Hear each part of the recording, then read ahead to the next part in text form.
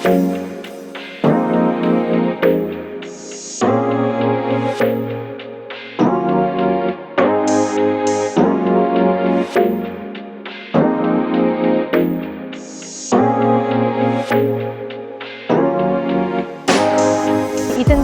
siya aya, ela nase ko epidermolysis bullosa, qual un genetic disease, hopi rare.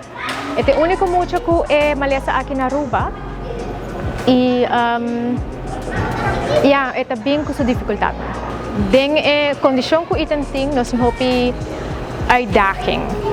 Den onde uitdaging anta movimento. Turena ta wakita kana, eta hungo futebol, eta hasi hopi outra atividade nang. Pero eting sa uitdaging na. No tour dia por move mesmo bom que ta move. Porta quizás hinang tawag party bom, of nosta show party bom nang. Pero dia nang ko eta pasa hantar dia riba kama pasusupia nang ta dolo. Ese hinang na tawag. Ese eta hasi ko eta minimalizanos movision nang. Nos lo kera hantar dia den cas por ejemplo. Weekend nang nos nota vermanta supia nang. Ese eta hasi ko ora nos po move ba yung kamita. O rolstoel aqui te dá nossa possibilidade na quality of life, na qualidade de vida, onde nós conseguimos desfrutar de bem movie de weekend, por exemplo, como família, sali vai comer fora, em vez de quedar weekend na casa. Então sim, me estou muito agradecida por isso aqui.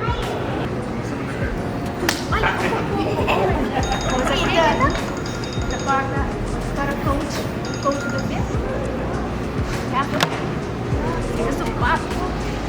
Well, maneira bawak nós fazemos uma donação na muito homem Ethan, que tem uma enfermidade de qual me nota nem treve de visa, me publicava afkorting da AB, pero é uma enfermidade hopi única, não nota a enfermidade na Aruba hopi, as a matter of fact me tá compreender tá paciente só tem enfermidade aqui, tem de ver com sua genetics e com su cuero e não tem suficiente proteção.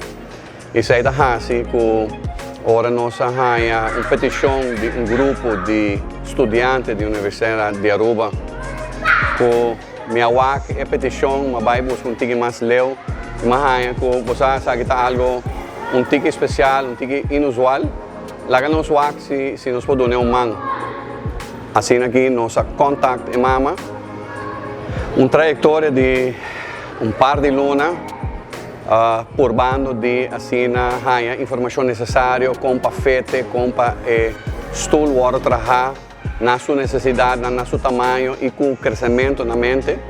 Nós logra uma companhia na Alemanha que especializada nessa aqui, logra de ganhar stool, lá que não traje e nós sabemos entregar como uma donação na mama.